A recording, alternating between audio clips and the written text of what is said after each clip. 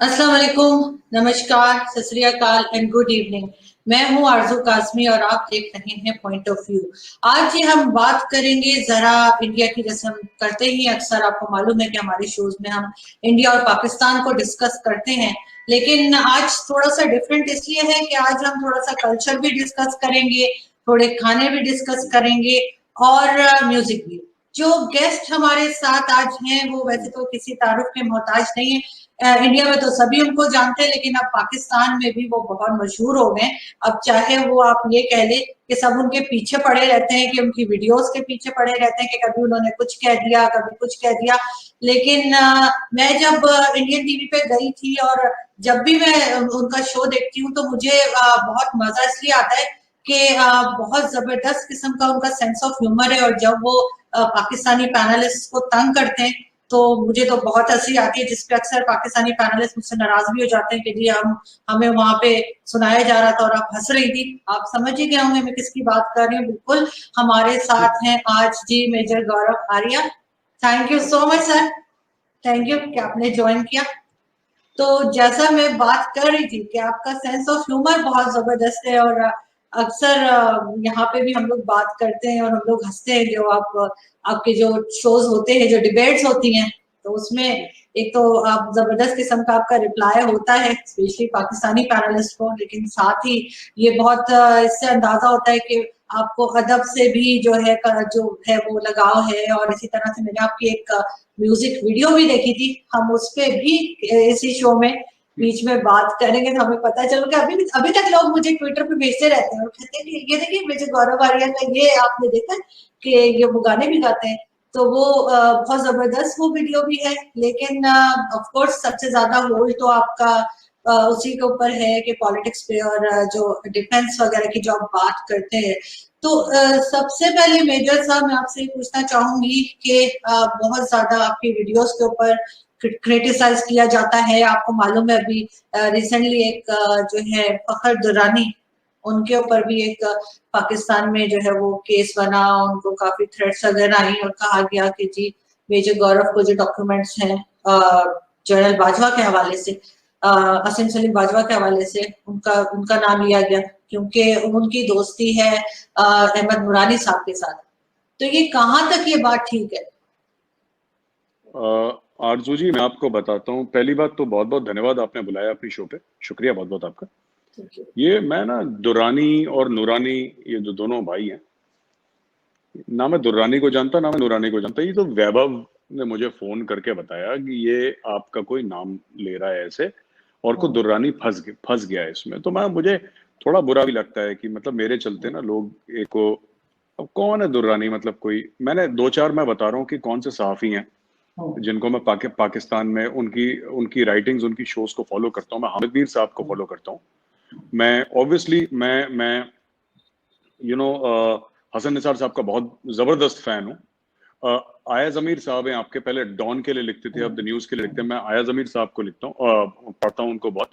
और भी काफी लोगों को पाकिस्तान के जो लिखते बहुत अच्छे हैं आपके, जो लोग हैं पाकिस्तान में, तो उनको मैं बहुत रीड करता हूँ, फॉलो करता हूँ और उनका पर्सपेक्टिव जानने की कोशिश करता हूँ। लेकिन ये सब चीजें ना कि इसका एजेंट है और ये सब, मुझे लगता है कि ये किसी को ना जबरदस्ती, अब उन्होंने एक जिसको कहते हैं एक जिन्न पकड़ लिया ना, गौरव आर्या नाम का।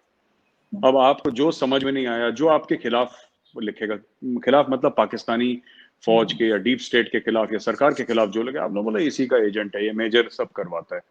अच्छा, मैं एक सिर्फ आरजू जी एक बात कहना चाहता हूँ, मैं एक टीवी एंकर हूँ, राइट। आपने बोला सेंस ऑफ ह्यूमर अच्छा है, मेरे पास सेंस ऑफ ह्यूमर के अलावा और कुछ है नहीं ज्यादा कि मैं आपको बोलूं कि मैं बहुत ज्यादा एक जबरदस्त टीवी एंकर, ऐसा कुछ भी नहीं है। मतलब आपने देखा है टीवी पे, I am just trying to learn. मैं भी मीडिया में नया नया आया हूँ, तो ना मैं कोई ऐसा कोई टॉप का एंकर हूँ, ना मैं कोई, ये पता नहीं इन लोगों ने कुछ ऐसा करके। और मुझे तो बड़ा अनफॉर्चुनेट सा लगता है ना जब ये दुर्रानी और नूरानी जो थे वो ना, साबरी ब्रदर्स कव्वाल, बेचारे एक नूरानी फंस गया, एक दुर्रानी फंस गया। मुझे तो अब इनके पीछे लोग लग गए हैं। वो मैंने सुना था, वो वीडियो किसी ने भेजा था, वो मतीउल्लाह जान साहब हैं, मतीउल्लाह जान साहब अपना इंटरव्यू कर रहे हैं और उनके वकील हैं, एक वकील से बात कर रहे हैं और उनसे ये सब चीजें, तो इट्स वेरी अनफॉर्चुनेट। मैंने तो कभी सोचा नहीं था कि ये सब होगा। और वो जो दूसरा वीडियो जिसमें वो मौलाना साहब जो हैं वो, मौलवी साहब जो हैं वो मस्जिद में बोल रहे हैं कि वो इंडिया का जो मेजर है ये सब, और पता नहीं क्या वो शिया सुन्नी फसादात। मतलब देखिए, जब तक अगर 2 मिनट के लिए आप मान भी लीजिए, मैं कह रहा हूँ फर्ज कीजिए, हाइपोथेटिकल सिनेरियो लेके आप सोचिए कि अगर कोई ऐसा है कोई इंडिया में जो करवा भी रहा है ना, अगर ऐसा है तो करवा कोई नहीं रहा, बट हाइपोथेटिकली एकेडमिकली सोचिए, तो फिर ऐसा क्यों है कि ये शिया सुन्नी तो मैंने नहीं बनाया ना, ये गौरव आर्या ने तो नहीं बनाया, या इंडिया की कोई इंटेलिजेंस एजेंसी ने बैठ के बोला कि अब मुसलमान 2 हिस्से में तकसीम होंगे, एक को हम शिया बोलेंगे, एक को हम सुन्नी, हमने तो नहीं बनाया। और खुद इमरान खान साहब ऑन रिकॉर्ड हैं, इमरान खान साहब ही इज ऑन रिकॉर्ड, आप देखिए उनका एक न्यूज चैनल है, मैं नाम भूल गया हूँ, इमरान खान साहब ऑन रिकॉर्ड है, रिसेंट उनका इंटरव्यू है कि सिपाही साहबा वाले उनके पास आए थे और सिपाही साहबा वालों ने उनको बोला था कि खान साहब आप हमारी शियाओं से दोस्ती कराएं क्योंकि एजेंसी वाले कहते हैं इनको मार दो। अब ना मैं पाकिस्तान की एजेंसी कंट्रोल करता हूँ, ना मैं इंडिया की एजेंसी कंट्रोल करता हूँ, ना मैं सिपाही साहबा कंट्रोल करता हूँ, ना शिया ना सुन्नी, मतलब पर इनको कोई चाहिए, एक होता है ना द फॉल गाय, इनको एक चाहिए कि भाई ये जिन है, ये जिन है, तो ये रात को पंखा घूम रहा है तो इसके चलते घूम रहा है, so they want somebody to blame, so they have caught मी।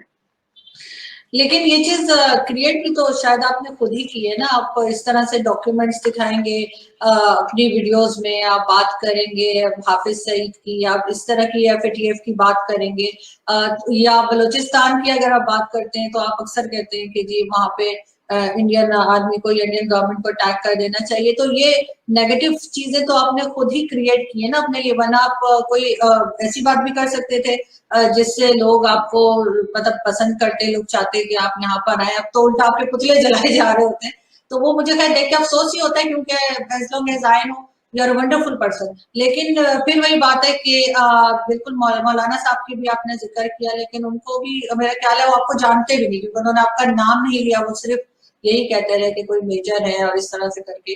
तो ये चीज, ये सिर्फ एक वीडियो आपने देखी है, लेकिन यहाँ पे जो मेन टीवी चैनल्स है ना, जो न्यूज चैनल्स है, उनके ऊपर भी यही बात हो रही है। मैं एक न्यूज चैनल पे गई थी और वो मुसलसल यही बात कर रहे थे कि आपकी वीडियोस के हवाले से कि आपको जो है वो टेररिस्ट डिक्लेयर करवा देना चाहिए यूनाइटेड नेशन से, तो इस लेवल पे बात जा चुकी है। देखिए, मैं बताता हूँ आपको ना कि लोग कह रहे हैं कि लोग आपको पसंद करते, मैंने कभी ये नहीं सोचा कि लोग मुझे कहीं के भी पसंद करें, मुझे इंटरेस्ट भी नहीं है कि लोग मुझे पसंद करें, ठीक है। मेरे परिवार वाले, मेरे दोस्त मुझे पसंद करते हैं, मेरे लिए बहुत है, इतना मैं इमोशनल बैगेज लेकर नहीं चाहता, वहां के लोग पसंद नहीं करते, यहाँ के लोग पसंद नहीं करते, ना करें। आपने वो गजल सुनी होगी जगजीत सिंह की, किसी रंजिश को हवा दो कि मैं जिंदा हूं, रंजिश यानी दुश्मनी।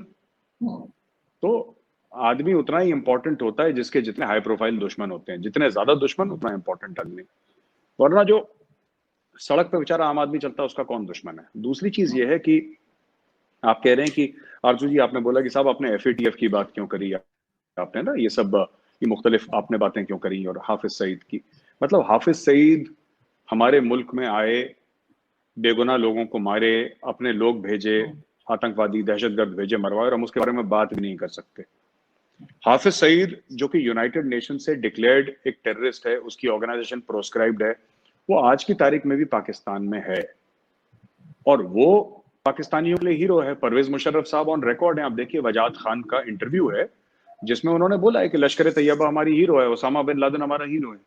तो जो यूनाइटेड नेशंस से ग्लोबल टेररिस्ट डिक्लेयर्ड है, जो अमेरिका से ग्लोबल टेररिस्ट, दुनिया से ग्लोबल टेररिस्ट डिक्लेयर्ड है, वो पाकिस्तान का फॉर्मर आर्मी चीफ और प्रेसिडेंट कहता है कि भाई ये हीरो है पाकिस्तानी कौम का। और एक इंडिया में बैठा सा एक अदना सा छोटा सा एंकर जिसकी इंडिया के टॉप 100 एंकरों में गिनती नहीं आती, टॉप 10 तो भूल जाइए, टॉप 100 में जिसकी गिनती नहीं आती बेचारे की, उसने यूट्यूब का वीडियो बना दिया तो पूरी कौम का दुश्मन बन गया। ये आपको लॉजिकल लगती है बात? अभी तो मैं मीडिया में बहुत जूनियर हूं, मुझे 15 साल 20 साल लग जाएंगे और तब तक शायद मेरी आंखें काम करना बंद कर दें, बिकॉज मेरी भी उम्र बढ़ रही है।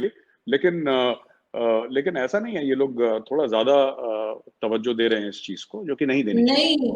नहीं खैर, आप अपने आप को बहुत ही ज्यादा, जैसे कहते हैं ना, बहुत ही ज्यादा डाउन टू अर्थ, बहुत ज्यादा कम करके बता रहे हैं, ऐसा भी नहीं है कि लोग आपको नहीं जानते। लेकिन एक चीज मैंने ये क्वेश्चन मैंने वैभव सिंह जी से भी किया था, लेकिन मैं आपसे भी करना चाहूंगी कि हाफिज सईद की बात हुई तो लेफ्टिनेंट जनरल अमजद शोएब साहब ने अपनी एक वीडियो रिलीज की है, उन्होंने भी अपना एक यूट्यूब चैनल बनाया है। तो उसपे उन्होंने कहा कि $100 मिलियन का इनाम रखा है हाफिज सईद के सर पे अमेरिका ने, कि अगर कोई ये साबित कर दे कि वो मुंबई अटैक में इन्वॉल्व थे। तो उन्होंने कहा कि वो मुंबई उसमें अगर इन्वॉल्व होता वो तो अभी तक कोई ना कोई पैसे ले गया होता, तो अभी तक कोई कुछ नहीं बता सकता। एक चीज तो उन्होंने ये कही। दूसरी उन्होंने ये बात की कि जब मोदी जी आए थे नवाज शरीफ साहब के टाइम पे यहाँ पर, तो उस वक्त कोई इलेक्शंस होने वाले थे और उनके इलेक्शंस क्योंकि वो हार रहे थे वो इलेक्शंस, और उनको लग रहा था कि वो हार जाएंगे, तो उन्होंने जाके वहां पर जो हुआ था, मेरे ख्याल उड़ी का वाकया हुआ था या कौन सा, तो वो खुद करवाया था इंडिया ने, सिर्फ इसलिए ताकि मोदी जी इलेक्शंस जीत जाए। तो ये दोनों चीजों को आप कैसे देखते हैं, दोनों बातों को उनकी? देखिए, पहली चीज तो ये जो अमजद शोएब साहब ने क्या बोला था, पहला वाला आरजू, आप मैं आई एम सॉरी, आपने जो नहीं, पहला मैंने ये पूछा था कि अमजद शोएब साहब, एक तो ये जो था ना मोदी जी का उनका, कि वो यहाँ पर आए थे और उसके बाद उन्होंने खुद जाके वहां पे जो है गड़बड़ मचाई इंडिया में, और ये कहा ठीक है। और दूसरा उन्होंने कहा कि हाफिज सईद के सर 100 मिलियन का 100 मिलियन का इनाम अगर रखा है, अमेरिका ने ये कहा है कि अगर कोई साबित कर दे तो मिलेगा। मैं समझ गया। एक तो ना लेफ्टिनेंट जनरल शोएब साहब मेरे सीनियर हैं, और मुझे अच्छा नहीं लगता जब कोई फौजी, चाहे वो पाकिस्तानी आर्मी का क्यों ना हो, जब किसी दहशतगर्द के लिए गवाही दे। ये ठीक बात नहीं है। आप एक जर्नल हैं फौज के, और आपको ये सब करना ही नहीं चाहिए। फिर पाकिस्तान ना विक्टिम कार्ड भी प्ले करता है कि साहब हमारे इतने बंदे मारे गए, 40,000, कोई 70,000, कोई 1 लाख 2 लाख, जितने बंदे उतने मुंह, जितनी बातें, ऐसी बातें करते हैं। तो आप जब गवाहियां देंगे हाफिज सईद के लिए, तो फिर हाफिज सईद जैसे लोगों को बढ़ावा मिलेगा। फिर वो जैसे एहसानुल्लाह एहसान है, जिसने वो 16 दिसंबर वाला वाकया करा था, जो एपीएस पेशावर वाला वाकया, ये सब वगैरह वगैरह। दूसरी चीज है कि 100 मिलियन का अवार्ड नहीं है हाफिज सईद के ऊपर। हाफिज सईद की 100 मिलियन का तो ओसामा बिन लादेन के ऊपर तक नहीं था 100 मिलियन का अवार्ड। तो ये अमजद शोएब साहब ने पता नहीं कहां से फिगर निकाल के लिया है। 100 मिलियन का अवार्ड होता ना उसके ऊपर, 100 मिलियन का अवार्ड होता तो इमरान खान खुद जाके उसको मार देता और 100 मिलियन लेके बाहर दुबई में सेटल हो जाता। तो किसी का ये कहना है कि 100 मिलियन का अवार्ड है। तीसरी चीज ये है कि 26/11 तक की जहां पे बात है, तो हमने उसका प्रूफ दिया था। हमने तो जनरल अजीज और परवेज मुशर्रफ की रिकॉर्डिंग दी थी। एक जो रिकॉर्डिंग थी जनरल, उसकी हमने रिकॉर्डिंग दी थी जब वो बीजिंग में थे, गए हुए थे, तो उनकी रिकॉर्डिंग दी थी। तो हमने अपनी तरफ से सारी चीजें देखी। पाकिस्तानी कोर्ट में वो एडमिसिबल, पाकिस्तानी कोर्ट ने बोला कि साहब ये लिटरेचर है, वगैरह वगैरह वगैरह। ठीक है, आप एक बात बताइए, ये सब बातें छोड़िए ना, ये सब बातें छोड़िए। उसको यूनाइटेड नेशंस, वही यूनाइटेड नेशंस जिसको आप लोग कहते हैं कि साहब इसके कश्मीर के रेजोल्यूशंस हैं जो इंडिया को फॉलो करने चाहिए प्लेबिसिट को लेके, उसी यूनाइटेड नेशंस के 47 48 के जो कश्मीर रेजोल्यूशंस का हवाला देते हैं, उसी यूनाइटेड नेशंस ने तो हाफिज सईद को डिक्लेयर करा है terrorist, global terrorist, proscribe terrorist. तो या तो आप यूनाइटेड नेशंस की बात मान लें, या फिर लेफ्टिनेंट जनरल अमजद शोएब साहब के यूट्यूब चैनल की बात मान लें। वो मैं पाकिस्तानी कौम पे छोड़ता हूँ कि किसी बात माननी है। ठीक है, मैं तो कह रहा हूँ जनरल साहब की बात माने, क्योंकि आपके यहाँ रिवाज है जनरलों की बात मानने का। तो आप यूनाइटेड नेशन को छोड़ें, आप जनरल साहब की बात मान लें, वो ठीक है, सेफ है। लेकिन उन्होंने एक चीज और कही जो आप अक्सर अपनी डिबेट्स में कहते हैं, जब भी पाकिस्तान और इंडिया डिबेट्स हो रही होती हैं, तो अक्सर आप कहते नहीं है कि 93,000 जो थे वो हमने चाय पिलाई उनको, हमने वो ब्लैक लेबल पिलाई और ये क्या हो गया। तो वो कह रहे थे कि वो फिगर भी गलत है। और उन्होंने बताया कि पाकिस्तान के तो सिर्फ 28 से 30,000 फौजी थे और इंडिया के 4.5 लाख फौजी थे, यानी हमारे एक फौजी पे आपके 15 फौजी थे। और उसके बाद इस वजह से जो है वो सरेंडर करना पड़ा, और ये फिगर भी गलत है। उसको क्या देखिए आरजू, देखिए बात ये नहीं है कि हमारे कितने थे और पाकिस्तान के कितने थे। जाहिर सी बात है कि इंडिया की फौज बड़ी थी, इंडिया की फौज ज्यादा थी। ये this is a no brainer, ये तो मुझे भी पता है, आपको भी पता है, तो इसमें कौन सी बात है। और ये 92,000 का फिगर जो है, अमजद शोएब साहब को जरा होमदूर कमीशन रिपोर्ट दीजिए तो उसमें पता लगेगा कि कितने थे। मैं एक बात कह रहा हूं कि अमजद शोएब साहब जो हैं वो भी गलत बोल रहे हैं और मेजर गौरव आर्या भी गलत बोल रहे हैं। ठीक है, हम दोनों गलत बोल रहे हैं। पाकिस्तान का जस्टिस जो होमदूर है, जिसकी होमदूर कमीशन रिपोर्ट थी, आप होमदूर कमीशन रिपोर्ट जरा अमजद शोएब साहब को उनका पीडीएफ भेज दीजिए। और वो बोल दीजिए, उसमें जो फिगर होगा फिर मैं और अमजद शोएब साहब वो मान लेंगे, क्योंकि इंडिया का तो था नहीं, पाकिस्तान का जज था, जस्टिस होमदुर। पहली चीज। दूसरी चीज ये है कि ये कहना कि साहब पाकिस्तान के इतने लोग थे तब जाके सरेंडर हुआ। क्यों हुआ सरेंडर? हुआ क्यों सरेंडर? क्यों उस फौजी ने अपनी जान नहीं दी लड़ते लड़ते?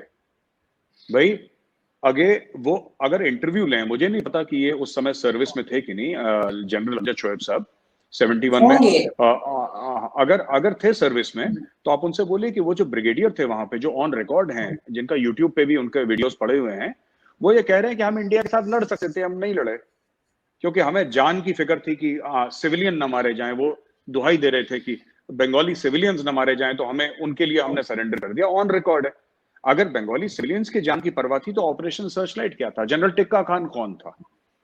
ये कौन था जिसने बोला था कि हम बंगालियों की नस्लें बदल देंगे? वो कौन था? जरा देखिए, ये सब ना ये झूठी बातें हैं कि आपने अच्छा ब्लैक लेवल तो पिलाई है।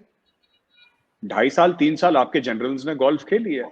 आपके सिर्फ ए के नियाजी नहीं था वहां पे, सिर्फ नियाजी नहीं था यहाँ पे, आपके 5-7 मेजर जनरल्स और ब्रिगेडियर्स भी थे, और सीनियर रैंक्स के भी बहुत लोग थे यहाँ पे, जिनको यहाँ पे स्कॉच भी पिलाई है, उनको पाकीजा फिल्म भी दिखाई है। बड़े शौक से उन्होंने कई बार पाकीजा फिल्म देखी। वो बड़े मीना कुमारी के फैन हुआ करते थे जनरल साहब। तो ये सब चीजें हुई हैं, ये सच बात है। और जो 92,000 का फिगर है, ये हमारा फिगर तो है नहीं। आप देख लीजिए, शिमला मुआहदे की ओपन सोर्स में पड़ा हुआ है, ये मैं नहीं कह रहा, आप जाके देख लीजिए, इंटरनेट पे सर्च करिए, वहां पे लिखा है कि कितने लोग आए, कितने लोग शिमला मुआहदा साइन करा बिटवीन जुल्फिकार अली भुट्टो एंड इंदिरा गांधी, तब तो जाके वो छूटे उसके बाद 1 साल के बाद। तो मेजर साहब, अभी जो आपने देखा ही होगा कि इंटरव्यू एक दिया है मोहित यूसुफ साहब ने इंडियन मीडिया को, उसमें उन्होंने कहा कि इंडिया बात करना चाह रहा है और हम तभी बात करेंगे जब कश्मीर के लोग भी बीच में होंगे। और दूसरा उन्होंने ये भी एलिगेशंस लगाए हैं कि जो कि आप ही जानते होंगे कहाँ तक ठीक है, कि जो पाकिस्तान में जो कुछ टेररिज्म हो रही है या जहाँ पे भी हो रही है तो वो इंडिया फंडिंग कर रहा है, और एपीएस के बच्चे जो हमारे यहाँ शहीद किए गए थे उसमें भी इंडियन इन्वॉल्वमेंट है, और उनके पास उस सब चीजों के प्रूफ्स भी है जो लेकर वो यूनाइटेड नेशन भी जाने की बात कर रहे हैं। और मैं तो चाहूंगी कि अगर ऐसा है तो उन्हें बिल्कुल लेकर जाना चाहिए। तो और साथ ही वो ये बात भी कर रहे हैं कि इंडिया भी चाहता है और पाकिस्तान भी किसी हद तक चाहता है कि टेबल टॉक हो और बैठ के बात की जाए। तो आप लोग क्या डर गए हैं उनके पास जो प्रूफ्स हैं उससे, क्या आप बैठ के बात करना चाह रहे हैं? मैं तो कांप रहा हूँ यहाँ दिल्ली में बैठ के। मोहित यूसुफ साहब ने जो बोला है कि मेजर को तो पसीना आ रहा है, आप देखिए माथे पे बिल्कुल। मोहित यूसुफ साहब देखिए, ये अभी बच्चा है बहुत, आई थिंक 38 साल का है ना मोहित यूसुफ। पता नहीं। हाँ, ऐसे 38-40 साल का, तो अभी छोटा है मुझसे, बहुत ज्यादा छोटा है। तो अभी इसको ना थोड़े जो विजडम टीथ हैं इसके नहीं आए अभी तक। मैं आपको बताता हूँ 2-3 बातें ना, मैं आपको बताता हूँ जी। पहली चीज तो ये है कि इंडिया बात करना चाहता है। ये जैसे ही उन्होंने बोला इंडिया बात करना चाहता है और इंडिया ने पहल करी है, साफ तौर पे सरकार ने बोल दिया कि हम कभी भी बात करेंगे ही नहीं पाकिस्तान से, कहानी खत्म। तो ये क्यों अपनी कौम से झूठ बोलते हैं मुझे नहीं पता, इनको क्या मिलता है झूठ बोल के। आपको पता है ना वो अमेरिकन सिटीजन है मोहित यूसुफ। तो आप देखिए ना, मैं उसका पासपोर्ट अमेरिकन पासपोर्ट है। अब आप छोड़िए ये सब बातें ना कि प्रूफ है उनके पास और ये है, प्रूफ है तो क्या उसकी क्या बिरयानी कोरमा बना के खाना है प्रूफ का? ये मेजर गौरव आर्या कि मोहित यूसुफ किस चीज का वेट कर रहा है कि गौरव आर्या लिखित परमिशन देगा तब जाएगा वो यूएन में? जाओ, इंडिया को एक्सपोज करो, तुम्हें किसने रोका है? कब हुआ था ये जो पूरा केस था आपका एपीएस पेशावर का, कब केस हुआ था? और जब तक केस हुआ था एपीएस पेशावर का, और जब का केस हुआ था एपीएस पेशावर का, तो वो आप तो कहते हैं कि आईएसआई वर्ल्ड की नंबर 1 इंटेलिजेंस एजेंसी है। नंबर 1 इंटेलिजेंस एजेंसी को 5-6 साल लग गए ये सब करते करते। क्यों नहीं गए यूएन? किसने? मोदी जी ने हाथ जोड़ के बोला था कि साहब प्लीज आप मत जाएं, इंडिया को शर्मसार ना करें। किसने रोका है इनको? जाएं ना, पूरा लाओ लश्कर लेकर जाएं, कमर जावेद बाजवा साहब को लेकर जाएं यूनाइटेड नेशन, वहां पे धरना दें साहब। वहां पे आपका प्राइम मिनिस्टर वैसे भी चैंपियन है धरना देने में, उसको बोलो कंटेनर लेके जाएगा यूनाइटेड नेशन के सामने धरना देगा। भाई किसने रोका है? हमने तो नहीं रोका कभी, हमने तो नहीं बोला। तो ये सब झूठी बात है। इंडिया, देखिए इंडिया, मैं आपको सच बात बताता हूँ, हमें सच बोलना चाहिए, ठीक है? चाहे वो हमारे हक में हो, चाहे हमारे हक में ना हो। पाकिस्तान में क्या है कि खासतौर से जो आपका निजाम है वहां पे, और जो लोग आपकी, खासतौर से आपका जो अशराफिया है जो पाकिस्तान कंट्रोल करता है, वो लोग एक दूसरे से झूठ बोलते हैं। अब आप देखिए, मोहित यूसुफ एक अमेरिकन सिटीजन है, उसके पास अमेरिकन पासपोर्ट है, ठीक है ना। चलिए आप कह रहे हैं डुअल सिटीजनशिप, उसके पास पाकिस्तानी पासपोर्ट भी है। इसके पहले वो कहाँ था, कहाँ नौकरी कर रहा था? वो तो नौकरी कर रहा था, वो अमेरिका में नौकरी कर रहा था, एक अमेरिकन थिंक टैंक में। तो आप एक बात बताइए, आपने एक अमेरिकन सिटीजनशिप को, सॉरी अमेरिकन सिटीजन को आपने पाकिस्तान का एनएसए बना दिया। लेकिन सिर्फ पासपोर्ट, अगर अमेरिकन पासपोर्ट उन्होंने ले लिया, उससे वो अमेरिकन तो नहीं हो जाएंगे ना, है तो वो बाय बर्थ तो पाकिस्तानी नहीं रहेंगे ना, नेशनलिटी तो पाकिस्तानी ही रहेगी।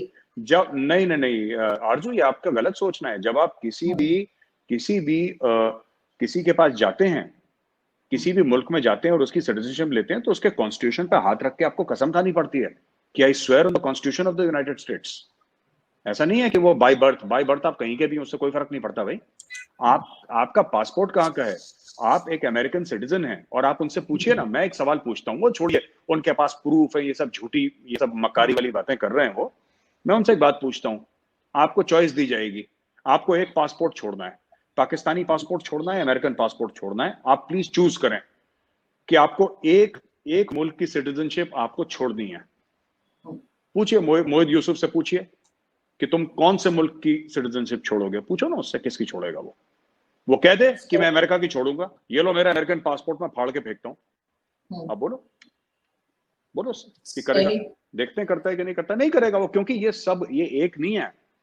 आपकी कैबिनेट में, आपकी फौज में, आपकी ब्यूरोक्रेसी में, आपके बिजनेस हाउसेस में, हर जगह बंदे भरे हुए हैं। हर जगह आपके हर लेयर में ऐसे बंदे हैं जो काबिल है, जिसके पास पैसा है, जिसका रुतबा है, जिसके पास ताकत है। पाकिस्तान में उसके दो पासपोर्ट हैं।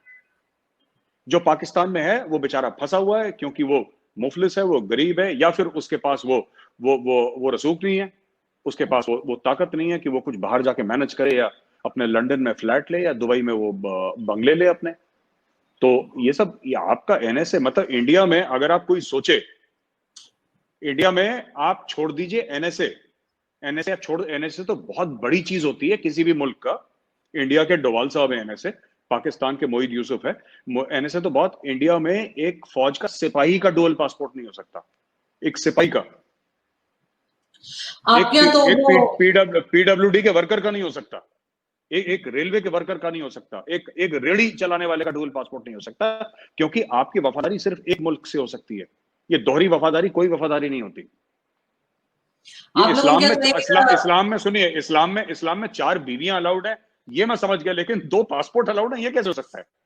2 पासपोर्ट तो बिल्कुल झूठी बात है, ये गलत चीज है ये। लेकिन आपके यहाँ तो देखिए मेजर साहब, आपके यहाँ तो अक्षय कुमार ने एक ले लिया था कैनेडियन पासपोर्ट, तो आप लोगों ने इतना तंग किया कि उस बेचारे को वापस करना पड़ा। मतलब अपनी मर्जी से कोई रह नहीं सकता। नहीं, अक्षय कुमार का पूरा केस, अक्षय कुमार का डुअल पासपोर्ट नहीं था। अक्षय कुमार ने इंडियन सिटीजन, हाँ बात डुअल की हो रही है। आप मेरे खुद के रिश्तेदार हैं जो बाहर रहते हैं, उन्होंने इंडिया की सिटीजनशिप है, कुछ बाहर रहते हैं जिनके पास इंडियन पासपोर्ट है, वो कह रहे हैं नहीं साहब कुछ साल के बाद हम वापस आएंगे। कुछ हैं जो वहां पे सेटल हो गए। बाहर सेटल होना कोई बुरी बात नहीं है, मैं ये नहीं कह रहा कि बाहर सेटल है। मैं कह रहा हूं कि आपके यहाँ जो इतने बड़े बड़े लोग हैं, इतने रसूख वाले लोग हैं, उनका, अक्षय कुमार का ये केस था कि जब अक्षय कुमार की लगातार 10-15 फिल्में फ्लॉप हुई थी और उसको लगा था कि मेरी फिल्म इंडस्ट्री में कोई फ्यूचर नहीं है, मेरा कोई भी फ्यूचर नहीं है फिल्म इंडस्ट्री में, तो अक्षय कुमार ने बोला चलो मैं कनाडा इमिग्रेट कर जाता हूं, मैं कुछ और बिजनेस करूंगा, वहां पे कोई काम धंधे पे लग जाऊंगा, क्योंकि मेरी पिक्चरें नहीं चल रही हैं। तो उस समय अक्षय कुमार ने कनेडियन पासपोर्ट लिया। अब अक्षय कुमार हिट हो गया, तो अक्षय कुमार दोबारा इंडियन सिटीजनशिप के लिए अक्षय कुमार ने he has applied for Indian citizenship and he will get Indian citizenship. It's okay. मैं कह रहा हूं कि आपको जहां रहना है, अगर आपकी खुशी अमेरिका में है, आप अमेरिका में रहिए। एक मुल्क के लिए आप वफादार रहिए, ठीक है? एक मुल्क के लिए जो आपका रूल अलाउ करे ना करे, ये बात नैतिकता की है आरज़ू, ये बात अखलाक की है, ये बात कैरेक्टर की है, ये बात लीगैलिटीज की नहीं है। इसमें लीगल लूपहोल्स ना ढूंढने के हमारा मुल्क अलाउ करता है, आपका मुल्क नहीं अलाउ करता है, या हमारा नहीं अलाउ करता आपका अलाउ करता है, वो बात है ही नहीं। इसमें सच्ची बात क्या है? सच्ची बात यह है कि अगर आप पाकिस्तान के लिए वफादार हैं तो आप सिर्फ पाकिस्तान के लिए वफादार हैं। आप ये नहीं कह सकते कि हाँ साहब मैं मंडे ट्यूसडे वेडनेसडे जो है मैं पाकिस्तान के लिए वफादार हूं, लेकिन थर्सडे फ्राइडे सैटरडे संडे में अमेरिका के लिए। ऐसी वफादारी बट नहीं सकती, या तो होती है वफादारी या नहीं होती। लेकिन मेजर साहब, उस रिपोर्ट को आप क्या कहेंगे जिसका जिक्र जो है वो मोहित यूसुफ ने भी किया है, और मैंने भी वो रिपोर्ट देखी है जिसमें कहा गया है कि इंडियन बैंक्स इन्वॉल्व हैं मनी लॉन्ड्रिंग में और टेरर फंडिंग में। 44 बैंक्स शायद लिखे हुए थे। तो उसको आप किस तरह देखते हैं? इसलिए कि वो रिपोर्ट पाकिस्तान ने तो नहीं बनाई ना, वो तो अमेरिका से बनकर आई है वो रिपोर्ट। देखिए, नहीं, वो जो रिपोर्ट है, पता नहीं मोहित यूसुफ ने अपने घर में छापी है। असली बात ये है कि कुछ बैंक्स मनी लॉन्ड्रिंग, देखिए एक प्रॉब्लम है जो कि अमेरिका में भी होती है, हर जगह होती है। तो उसमें दो चीजें हैं, एक मनी लॉन्ड्रिंग है, एक टेरर फंडिंग है। ठीक है अर्जु जी, दो चीजें हो गई। तो जो मनी लॉन्ड्रिंग है वो तो हर जगह होती है, जो कि एक क्रिमिनल ऑफेंस है, राइट। तो जो है उसको जेल में डालिए। अब टेरर फंडिंग बैंक्स नहीं करते, बैंक टेरर फंडिंग नहीं करता। बात यह है कि अगर फर्ज कीजिए कि कोई XYZ बंदा है जिसका एक इंडियन बैंक में अकाउंट है, राइट। कोई XYZ बंदा है, उसने बाहर किसी को पैसा भेजा, वो बंदा टेररिस्ट निकला, राइट। तो आप तो बोलेंगे ना कि ये वाला इंडियन बैंक है जिसके थ्रू वो फंड्स गए, जो सच बात है, गए। तो उस बंदे को पकड़ के जेल में डालिए। अब आप देखिए, बात यह है कि एक बिल्डिंग में अगर एक बिल्डिंग में 100 बाशिंदे रहते हैं, अगर उसमें से एक चोर निकल गया, उसने गलत काम करा, ठीक है, या उसने कोई नाजायज हरकत करी है जो कि उसको नहीं करनी चाहिए, इसका मतलब ये थोड़ा ना कि पूरी वो बिल्डिंग खराब है। वो एक बंदा, उसको पकड़ जेल में डालो। और इंडियन लॉज अलाउ करते हैं, यहाँ कोई माफी नहीं मांगेगा अगर किसी ने टेरर फंडिंग में कोई, अगर केरला से कितने लोग हैं आईसिस के, इस्लामिक स्टेट में जो कई फाइटर्स हैं, केरला में गए हैं, रेडिकलाइजेशन हो रहा है इंडिया के साउथ में, वहां पे मस्जिदों में जो बातें सिखाई जाती हैं, राइट, जो बोली जाती हैं, अगर मैं आपको बताऊंगा तो आपको तो बिल्कुल वो आपको कुछ कुछ मदरसे पाकिस्तान के याद आ जाएंगे। वहां पे ऐसा केस चल रहा है, वहां पे इतना जहर, वो जो लड़के जा रहे हैं वहां से लड़ने के लिए बाहर, और लड़कियां जा रही हैं इस्लामिक स्टेट के लिए, वो कह रहे हैं कि हम खिलाफत बना रहे हैं। तो वो उनको कौन सिखा रहा है? ये सब रेडिकलाइजेशन तो हो रहा है ना। तो इंडिया में भी हो रहा है। तो अगर वहां से किसी लड़के ने, फॉर एग्जांपल, एक केरला का है, या केरला का एग्जांपल क्यों लो, आप कहीं और का ले सकते हो, दिल्ली का है या कहीं भी इंडिया का कहीं और का है, जो रेडिकलाइज हो गया। लेट्स से ही सेज कि मैं इस्लामिक स्टेट में जा रहा हूं, ठीक है, तो तुर्की जाएगा, सारे के सारे तो तुर्की से ही जाते हैं। अब उसने क्या करा कि इंडियन बैंक से अपना पैसा बाहर भेज दिया किसी टेररिस्ट को। किस बैंक से भेजा? जाओ, अच्छा, ये रिपोर्ट कहां से आई कि इंडियन बैंक्स इसमें है? ये किसने रिपोर्ट दी है? आपको पता है? ये रिपोर्ट का इनिशिएशन इंडिया ने खुद कराया, क्योंकि हमारे यहाँ छुपाने का रिवाज नहीं है। और पाकिस्तान और हम में सबसे बड़ी ऐसी बात नहीं है कि हम लोग गलतियां नहीं करते, हमारे यहाँ जुर्म नहीं होते, या हमारे यहाँ फॉल्ट नहीं है। हाँ, हो सकता है हमारी गलतियां पाकिस्तान से ज्यादा हों, लेकिन कोई इंडियन ये नहीं बोलेगा कि हम 1962 की चीन के साथ जंग हारे नहीं थे, एक्चुअली हम जीत गए थे, लेकिन कोई साजिश हो गई थी। ये सब कोई नहीं कहेगा। मैं फौजी अफसर हूं, मैं कह रहा हूं ठीक है, वी लॉस्ट द वॉर, जो भी है, जो भी उसके पीछे रीजंस हैं, fact is that we lost the war, but today India is different, it is not the India of 1962। आ जाए चाइना, दिखा देंगे चाइना को, कहानी खत्म हो गई। इट्स ओके, सच बोलना। ये कौम, हमारी कौम इसलिए तरक्की नहीं कर रही है कि हमारी कौम में बहुत बड़े बड़े इंजीनियर हैं, जो कि हैं वैसे। हमारी कौम इसलिए तरक्की कर रही है क्योंकि in the end we tell the truth, अपने आप से तो कम हम सच ही बोलते हैं। तो कोई साजिश नहीं कर रहा, जो हमारी गलती हम कबूल करते हैं। लेकिन खैर, अमजद शेख साहब आपसे बिल्कुल भी एग्री नहीं है। वो यही कहते हैं अपनी वीडियोस में कि इंडिया अपने ही लोगों से झूठ बोल रहे हैं। और आप लोग जैसे टेरर फंडिंग की बात कर रहे हैं, तो बिल्कुल यहाँ पे ये बात ये भी चल रही है कि पाकिस्तान पे हमेशा एलिगेशंस लगाता रहा है भारत के टेरर फंडिंग के हवाले से, FATF में ग्रे लिस्ट से कहते हैं ब्लैक में चले जाए। लेकिन अब हो ये रहा है कि लोग ये कह रहे हैं कि अब लगता ये है कि अब इंडिया जो है या भारत जो है वो FATF में फंसेगा जाकर, और वो ग्रे या ब्लैक लिस्ट में होगा। देखिए, ऐसा है कि जब तक मैंने पाकिस्तानी टीवी प्रोग्राम्स देखे काफी ना, तो मैंने एक चीज देखी है, बड़ी इंटरेस्टिंग है। जब भी पाकिस्तानी एंकर बात करते हैं ना FATF के ग्रे लिस्ट से निकलना है, तो हर समय उल्टी बातें करते हैं। एंकर और पैनलिस्ट और जितने भी एक्सपर्ट्स हैं, सारी की सारी, मतलब वो ऐसी उल्टी बातें करेंगे कि कोई भी बाहर वाले मुल्क वाला को हंसेगा। मैं आपको एग्जांपल देता हूँ, उदाहरण देता हूँ, ठीक है। फर्ज कीजिए उससे पूछा कि साहब देखिए, हम ये जो हमारे टेरर फंडिंग के केस लगाए गए हैं, ये हम कैसे निकल सकते हैं FATF की ग्रे लिस्ट से, और व्हाइट में कैसे जा सकते हैं हम? तो बोलेगा साहब ठीक है, सबसे पहले तो मैं बता दूं कि ये इंडिया की साजिश है। तो उसने पहले बोल दिया कि साजिश है, ठीक है। फिर वो कहेगा कि ये कंट्री हमारा साथ नहीं दे रही, ये कंट्री हमारा साथ नहीं दे रही। उधर भी पाकिस्तानी जुगाड़ ढूंढ रहा है। वो ये नहीं कह रहा कि आपके 41 या 42 पैरामीटर थे जिसमें से आपने सिर्फ 2 में कंप्लाई कराए। वो ये नहीं बोल रहा कि हमें कंप्लाई करना चाहिए, हमने क्यों नहीं कंप्लाई करा, राइट। और देखिए ना, अमजद शोएब साहब जो भी बोलें, मैं जो भी बोलूं आप छोड़ दीजिए ना। आप देखिए ना, आपका मुशर्रफ क्या बोल रहा है, आपका इमरान खान क्या बोल रहा है, आपके जर्नैल क्या बोल रहे हैं। मैं तो बहुत छोटा सा अदना सा आदमी हूं, मेरी क्या औकात है जो आप मुझे बोल रहे हैं कि मेजर ने ऐसा बोल दिया। मारे गोली ना मेजर गौरव एयरपोर्ट, गोली मारे बिल्कुल, एमुनेशन वाली गोली जो होती है ना, रियल वाली। मैं तो ये कह रहा हूं आपसे कि आपके खुद के जर्नैल क्या बोल रहे हैं, आपका प्राइम मिनिस्टर क्या बोल रहा है। अब आप बोले नहीं सब वो भी साजिश है। इमरान खान के 2 भाई पैदा हुए थे इमरान खान के नाम के, वो सौते बिल्कुल जुड़वा भाई हैं, वो किसी और से करण बनवा लिया। अर्जुन। ये भी एक यहूदी के, हाँ, करण अर्जुन टाइप की एक साजिश है। अब मैंने करण अर्जुन तो पिक्चर में देवर नॉट ट्विंस, बट दे वर आप ट्विंस, कोई भी, शक्लें अलग थी। आपने पिक्चर नहीं देखी इसका मतलब। अच्छा आपने देखा, अच्छा सॉरी हाँ, यू आर राइट, आप बिल्कुल ठीक कह रहे हैं आरजू जी, देवर ट्विंस बट शक्लें अलग थी, बिल्कुल ठीक है। तो मैं ये कहना चाह रहा था कि तो ये सब ना, आप जब खुद आपके लोग, और ये कोई छोटे लोग नहीं, कोई टीवी एंकर नहीं। देखिए मैं तो एक अन्ना सा टीवी शो होस्ट हूं, तो मेरी बात छोड़ देना, मेरी बात की कोई वैल्यू नहीं है। इमरान खान तो प्राइम मिनिस्टर है आपका, परवेज मुशर्रफ आपके आर्मी चीफ और प्रेसिडेंट हैं, राइट। अब आप देखिए, रेडर्स इन कश्मीर एक किताब है जो major general Akbar Khan Pakistan army ने लिखी है, रेडर्स इन कश्मीर। आप वो किताब पढ़िएगा, मैं आपको भेजूंगा वो किताब, आप जरा पढ़िए रेडर्स इन कश्मीर। 22 अक्टूबर के दिन था जब पाकिस्तानी कबायलियों ने अटैक करा था, और ये बड़ा ये कहता है ना, ये आपका शाहिद अफरीदी, कि मेरे दादा को कोई तमगा मिला था, उसके दादा ने कोई रेप वेप मर्डर करा था, तो उसको तमगा वमगा दे दिया कि तुम बहुत बहादुर हो, तुमने रेप करा है और तुमने लोगों का कत्लो गारत करी है। तो मैं ये कहना चाहता हूं कि आरजू जी, आप ये देखिए ना कि अकबर खान की किताब है रेडर्स इन कश्मीर, पाकिस्तानी जनरल है, वो खुद क्या कह रहा है।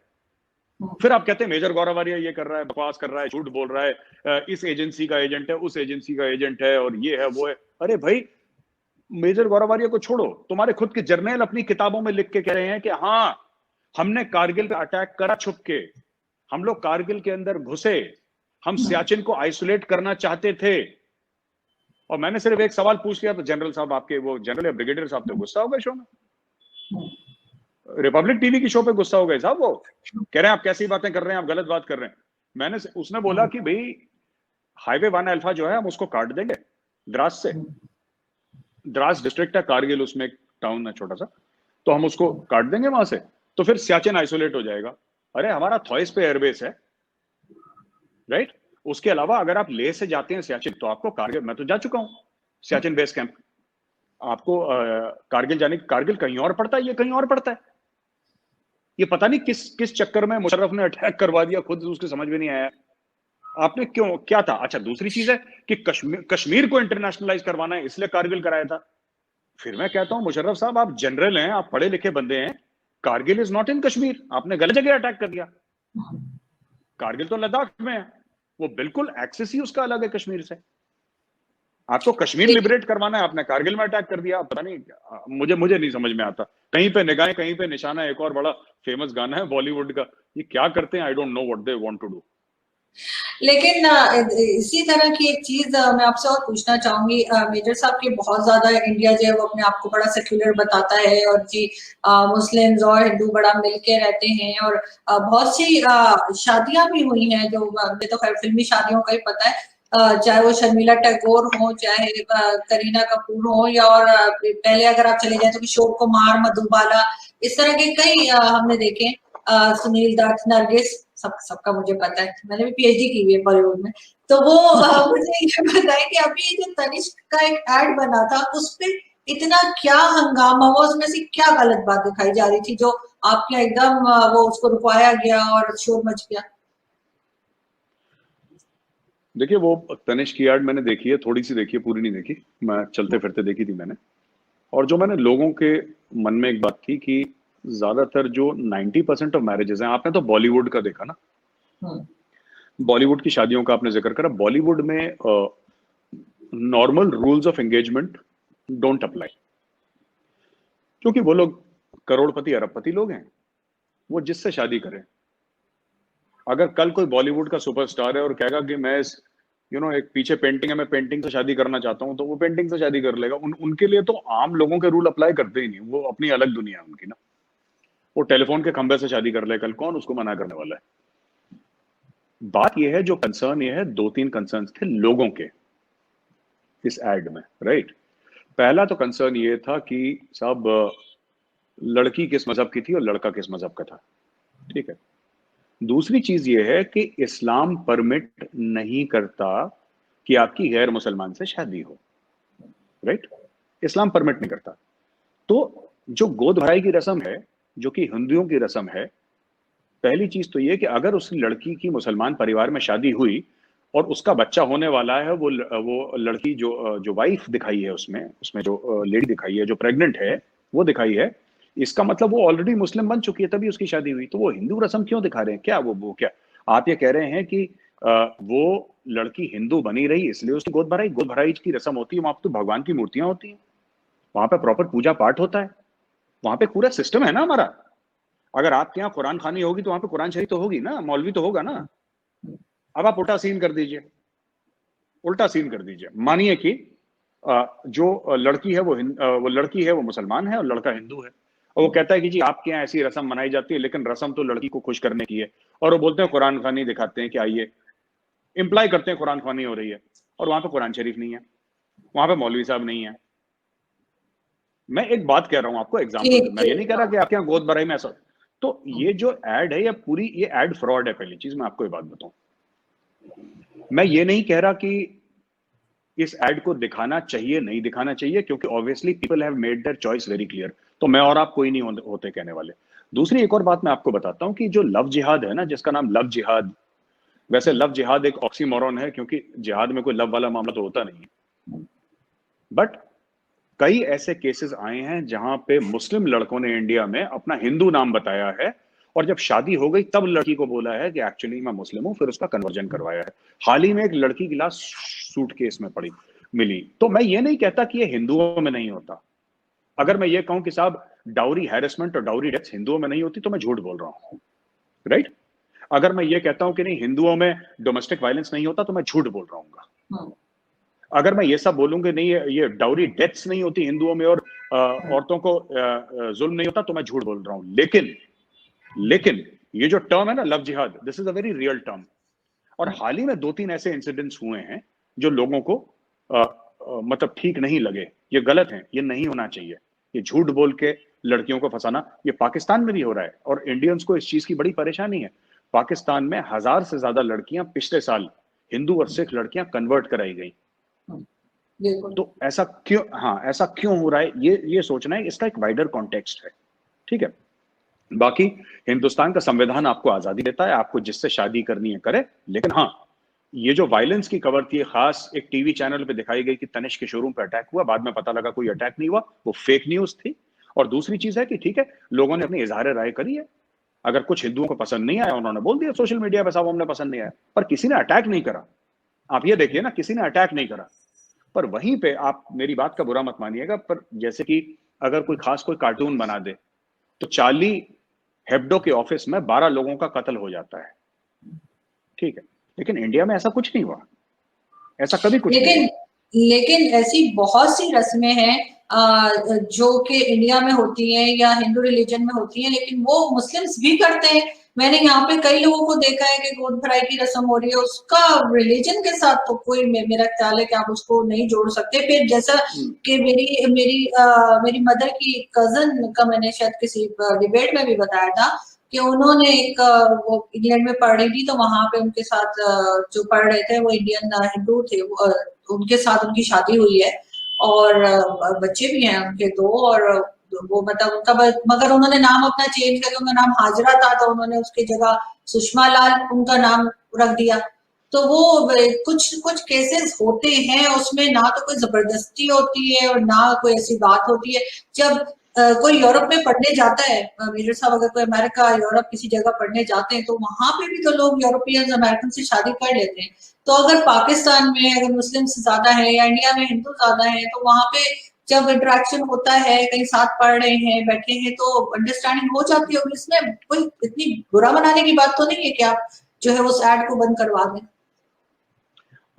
आरजू जी, 2 बातें आपने बोली। पहले तो आपने बोला कि कई रस्में पाकिस्तान में भी मनाते हैं जो कि हिंदू रस्में हैं, जैसे गोद भराई की आपने। तो पहली चीज मुबारक हो, आपने तस्लीम करा कि आप सब लोग पहले हिंदू थे, वरना सारे पाकिस्तानी तो ये कहते हैं कि साहब हम सऊदी अरब से आए हैं, हम यहाँ से आए हैं, वहां से आए हैं, हम तुर्की हैं, फलाना ढिमका। अच्छा, वो बंदा मुझसे बहस कर रहा है सोशल मीडिया, उसका नाम रंधावा है, वो नाम रंधावा है उसका, और वो बहस कर रहा है कि हम यहाँ के थे। मैंने फिर उससे बहस नहीं करी। उसको सपोर्ट करने वाला कोई चौधरी था, कोई चौहान था, कोई विर्क था, कोई मान था, तो मैंने उनके सामने हाथ जोड़ लिया। मैंने बोला मैं आपसे बहस नहीं कर सकता। दूसरी चीज ये है कि मैं सिर्फ आपसे ये कह रहा हूँ कि इसमें ना दो बातें हैं। कि पहले तो आरजू जी ये बात है कि हिंदुइज्म में कन्वर्जन का कॉन्सेप्ट नहीं है। जो आप घर वापसी की बात करते हैं ना, घर वापसी की बात करते हैं, वो रिटर्न है। इट्स नॉट कि आप अगर जैसे फॉर एग्जांपल आप मुस्लिम हैं, ठीक है, तो there is no system by which I can say कि आरजू काजमी जी आप हिंदू बन जाइए। आप नहीं बन सकती, आप चाहते हुए नहीं बन सकती, आप सर के बल खड़ी हो जाए तब नहीं बन सकती, पहली चीज, राइट। पर अगर मैं किसी मौलवी के सामने चला जाऊं अभी, ठीक है, तो करीब 45 सेकंड में वो मुसलमान बना देगा मुझे, ठीक है, ये बात सच है। वो मौलवी जी आएंगे, मंत्र मंत्र जो भी पढ़ना है वो बोला ये पढ़ो, आउट, डन। तुम आज से तुम्हारा नाम गौरव से तुम्हारा नाम गयासुद्दीन है, जाओ खुश रहो तुम बेटा, तुम मुसलमान बन गए। तो हिंदुइज्म में अलाउड नहीं है। अच्छा, तीसरी चीज मैं आपको आरजू जी ये बताना चाहता हूँ कि कहीं ना ये एक रियलाइजेशन है, राइट, इन इंडिया। और मुझे लगता है कि मैं किसी को गलत या सही नहीं कह रहा, पर कहीं ना कहीं जो मुस्लिम्स हैं सब कॉन्टिनेंट के, कहीं ना कहीं उनको ये एड्रेस करना पड़ेगा। जैसे जैसे ये जो पुरानी हमारी सरकारें थी जिन्होंने जो हमें खास किस्म की तारीख पढ़ाई थी, इतिहास पढ़ाया था ना, जिसमें से आधा झूठा है। बात बताइए आप, इंडिया की जो सभ्यता है, जो हमारी तारीख है, जो हमारा सिविलाइजेशन है, वो 7-8 हजार साल पुराना है। 5 हजार से ज्यादा तो रिकॉर्डेड है। और हमें बोला with all due respect, and I have a lot of respect for Mahatma Gandhi, but हमसे कहते हैं तुम्हारा ये फादर ऑफ द नेशन है। कैसे हो गए? 7-8 हजार साल पुरानी सभ्यता का सिविलाइजेशन का फादर ऑफ द नेशन 1947 में कैसे हो गया? और ये किस तरीके? तो मेरा ये कहने का ये मतलब है कि हिंदूज के बीच में अब ये रियलाइजेशन आ रहा है कि हमारे ऊपर गलत हुआ है, ठीक है। अब उसमें कई बातें फैक्ट हैं, कई बातें हो सकता है कि वो अभी निकल रही हैं, बाहर उभर के आ रही हैं, लेकिन ये बात मैं आपको जो हिंदूज की फीलिंग्स है मैं आपको बता रहा हूँ, ठीक है ना।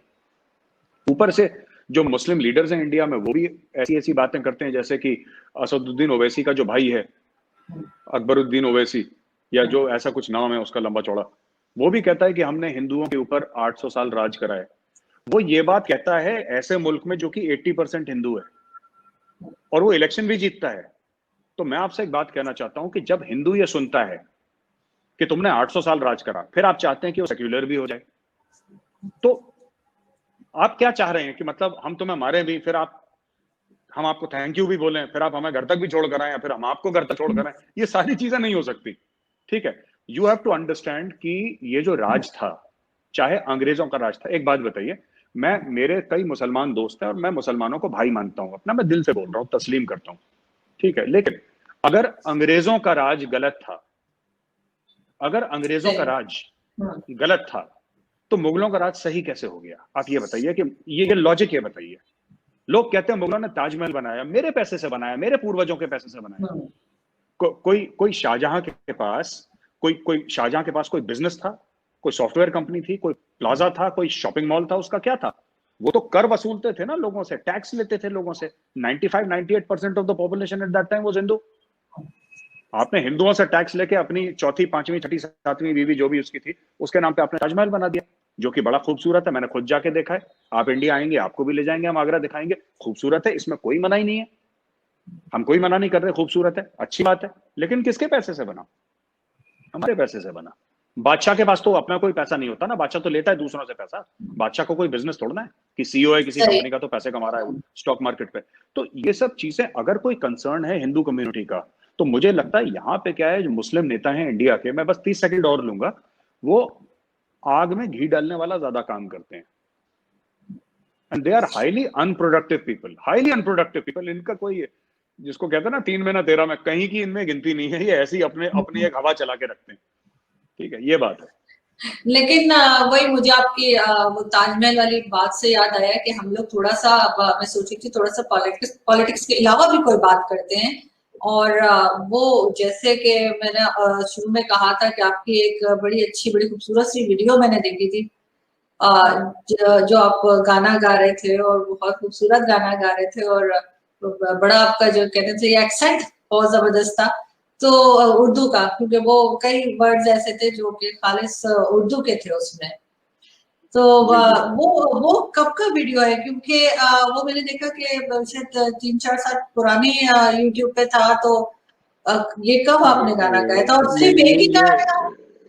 ये नहीं, दो गाने गाए हैं मैंने। और आरजू जी, ये उस वक्त है जब मेरे सर पे थोड़े से बाल हुआ करते थे, अब तो बुढ़ा हो गया मैं। ये 5-7 साल पुराना वीडियो है। और हम्म। ये ऐसे ही मैंने शौकिया, किसी ने बोला कि ये हैं, ये आप गा दो, तो मैंने गा दिया। मुझे मुझे ऐसा, मैं गुनगुनाता रहता हूँ, ऐसा कोई मुझे ज्यादा शौक नहीं है। और जहाँ तक उर्दू जबान की बात है, तो लखनऊ लखनऊ में तो बोली उर्दू जाती है ज्यादातर। तो तलफ़ुज़ जो है साफ रहता ही है। अगर आप थोड़ा बहुत, आपका इन्फ्लुएंस हो लखनऊ का, तो ये चीज़ है। और म्यूजिक का शौक रहा है मुझे। और थोड़ा सा शायरी का भी शौक रहा है मुझे, पोएट्री का, कविताओं का शौक रहा है मुझे। पाकिस्तान में लोग हैरान होंगे, क्योंकि उनको तो लगता है कि ये शैतान है, बिल्कुल पत्थर फेंके जाएं इसके ऊपर। पर नहीं नहीं, नहीं, ऐसा मैं तो ऐसा नहीं अक्सर है। देखती हूँ आप डिबेट्स में भी अक्सर कोई शेर वगैरह पढ़ते रहते हैं। और जब कोई ऐसी बात होती है ना और आपको मौके के हिसाब से कोई शेर याद आ जाता है, तो बिल्कुल आपको मैंने देखा है कि आप शेर पढ़ते हैं। और वो वीडियो भी बहुत अच्छी जी है। बस वो जो उसमें मॉडल थी या जो लड़की थी, वो काफी बदजौक लग रही है कि आप फूल लेके गए और उन्होंने फेंक दिया। तो मुझे लगा कि कोई डिबेट तो नहीं देख कर आई थी वो आपकी कि उन्होंने सोचा कि नहीं, ये तो मुझे लड़ते रहते हैं। जी मुझे आरजू जी बड़ा एम्बैरेसमेंट होता है वीडियोस वीडियोस देख के ना। This is my pre media days. तो हम्म। मैंने ऐसी शौकिया बनवा लिया। एक एजेंसी थी दिल्ली में, मैंने बोला कि वीडियो बनाओ, तो हम्म। उसने स्क्रिप्ट विप्ट लिखी पूरी ना, वर्ड्स वगैरह। और ये है वो, उसने कुछ ना कुछ तो उन्होंने सोचा स्क्रिप्ट के हिसाब से कि आप यहाँ से आएंगे और मॉडल यहाँ से आएगी, तो ये सब। अब तो मैंने ये सब बंद कर दिया है। तो अब गाना वाना बंद हो गया। नहीं नहीं, वो होता है जब आप शुरू में मीडिया ज्वाइन करते हैं ना। जब मैंने भी शुरू में मीडिया ज्वाइन किया था, तो वो फारूक कैसर साहब एक हमारे यहाँ है जो जी वो जी जी शोज वगैरह बनाते हैं पपेट के। तो मैंने उनके साथ थोड़ा सा काम किया। अब मुझसे लोग पूछते रहते हैं, लिंक मैं देती ही नहीं कि मैंने बता रही कि मैंने ड्रामे में भी काम किया, वो मैं नहीं बता रही होती क्योंकि एक्टिंग जी बिल्कुल नहीं आती। और उस वक्त भी इतनी जबरदस्त की थी कि उन्होंने दोबारा मुझे नहीं बुलाया।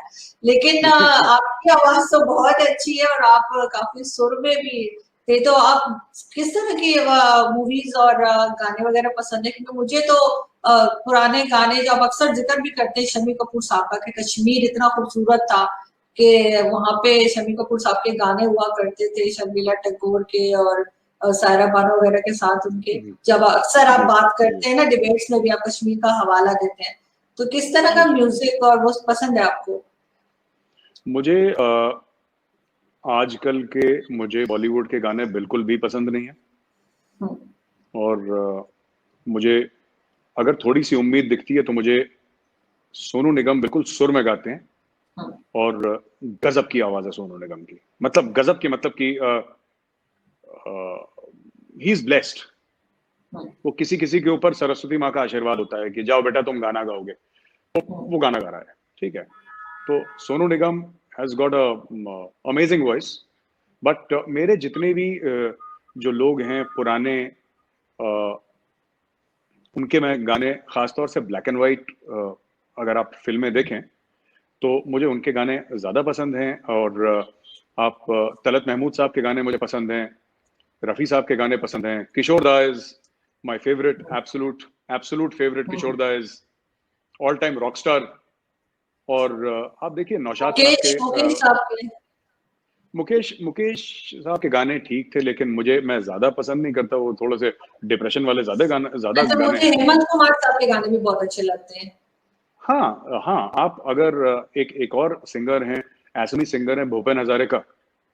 कमाल कमाल।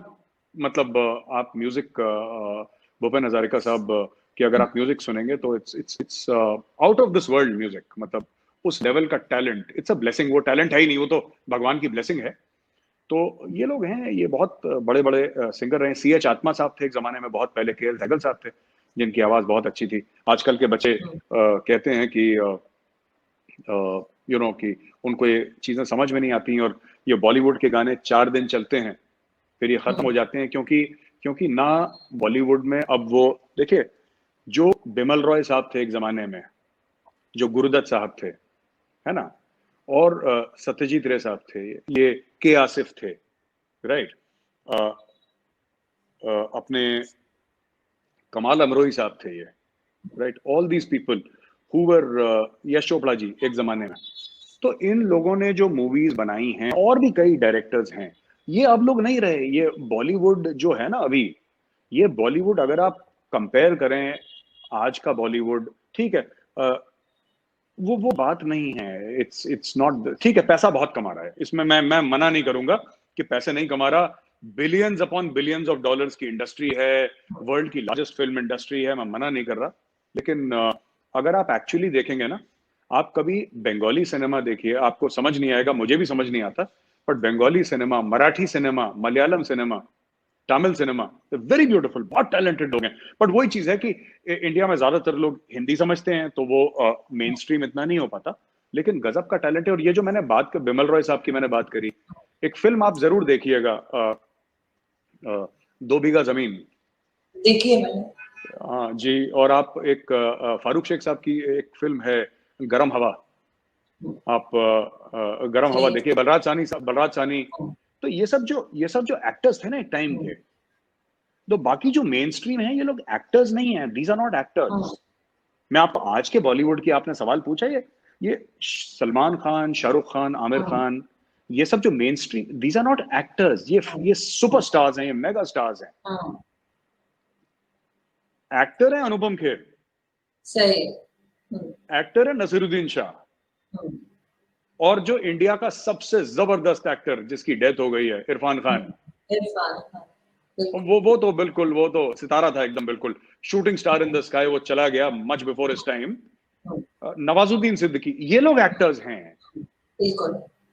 ये लोग लेकिन एक्टर्स, एक चीज असल में मेरे साथ ये कि मेरी बहन कोई नहीं है, तो मैं सबसे छोटी अपने घर में, मतलब 2 भाई हैं मेरे, और मैं तो मेरी मदर को बहुत मतलब शौक था ना, ये पुरानी मूवीज वो बहुत देखा करती थी, तो उनके साथ बैठ बैठ के कंपनी देने के चक्कर में वो सारी मूवीज मैंने भी देख ली, तो मुझे भी इस वजह से पुरानी मूवीज का ज्यादा पता है। लेकिन एक चीज जो वो कहा करती थी, वो ये कि पहले ना वो कहती थी, हम लोग मतलब वो लोग इंतजार करते थे रेडियो पे या कहीं के गाना आएगा तो सुनेंगे, होती थी ना, अमीन सयानी साहब का शो आ रहा है या किसी का आ रहा है, तो अब तो हमारे पास ऐसे ना कि हम उस गाने को चला चला के गाड़ी में भी और घर में भी और मोबाइल में भी, जब तक उसकी बैंड नहीं बजा देते, तो उस वजह से शायद हम लोग जल्दी बोर नहीं हो जाते, क्योंकि हम उस गाने को बहुत बार सुनते हैं, हमें उसका इंतजार नहीं करना होता। आरजू जी, जो बैंड बजता है गानों का बार बार चला के कार में या घर पे, वो नए गानों का बजता है। हाँ, जो पुराने गाने आप किशोर दा के, आप रफी साहब के, आप तलत महमूद साहब के, आप गाने 1 लाख बार सुनिए, आप कभी बोर नहीं होंगे, ठीक है। और आप ये देखिए ना, जैसे कि आनंद बख्शी साहब हैं, ठीक है, आनंद बख्शी साहब ने कुछ लिरिक्स लिखे, या यू नो देयर इज, आप लोग आर डी बर्मन साहब की बात करते हैं, which I think he was an absolute genius। कभी उनके फादर ने जो लिखा था, जो म्यूजिक लिखा था सचिन देव बर्मन साहब ने, आप कभी एस डी बर्मन का सुनिए, इट्स मतलब यू विल से कि यार ये लोग हैं कौन, ये कौन सी दुनिया से आए हैं, इतना टैलेंट कहाँ से।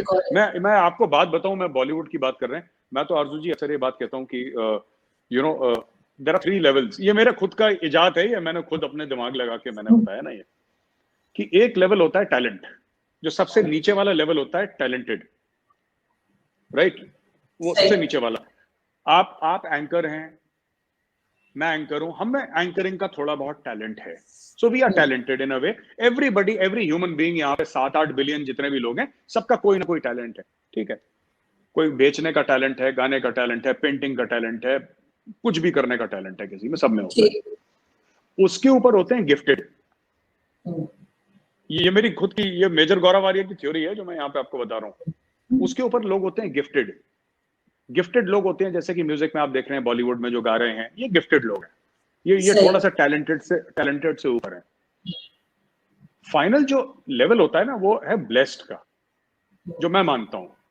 जैसे कि जब लता जी पैदा हुई थी, तो माँ सरस्वती ने उनके सर पे हाथ रखा था और बोला था कि बेटा तुम कल से गाना गाओगे। लता मंगेशकर का जो कैपेबिलिटी है, उसके पीछे कोई लॉजिक नहीं है, जिसको उर्दू में कहता है ना रूहानी। बिल्कुल। जैसे अमिताभ बच्चन साहब हैं, अमिताभ बच्चन के सक्सेस के पीछे कोई लॉजिक नहीं है।